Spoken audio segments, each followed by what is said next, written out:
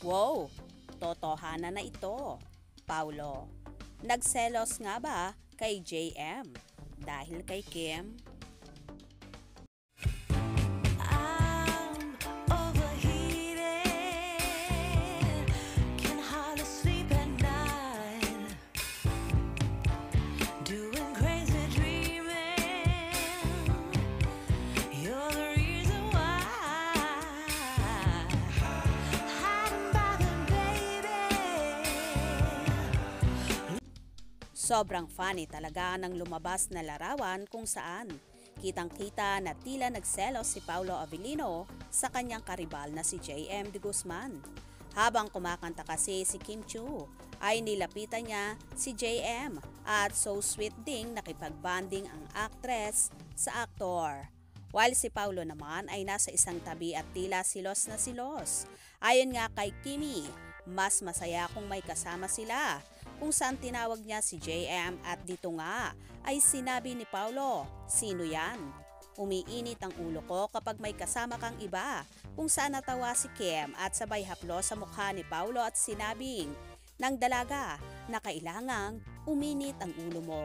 At inulit-ulit-ulit ni Kim at sinabi na kailangang hindi uminit ang ulo mo.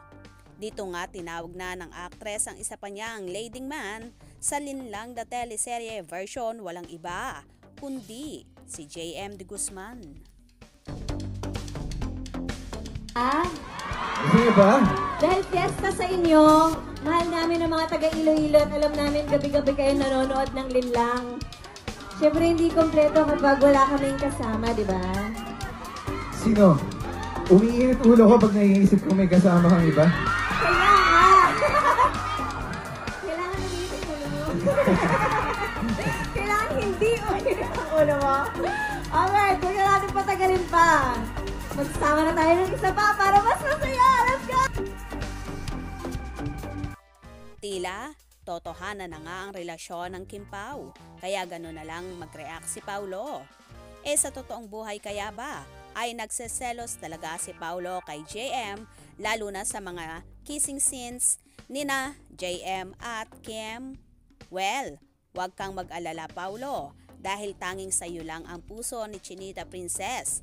At ang kay JM ay sa big screen lamang dahil may nagpapatibok naman sa puso ng aktor. Walang iba kundi si Donalyn Bartolome. Kaya naman tumutok at wag na wag bibitiw sa mga maiinit na kaganapan. Anong inyong magiging reaksyon sa bidyong ito? Comment below.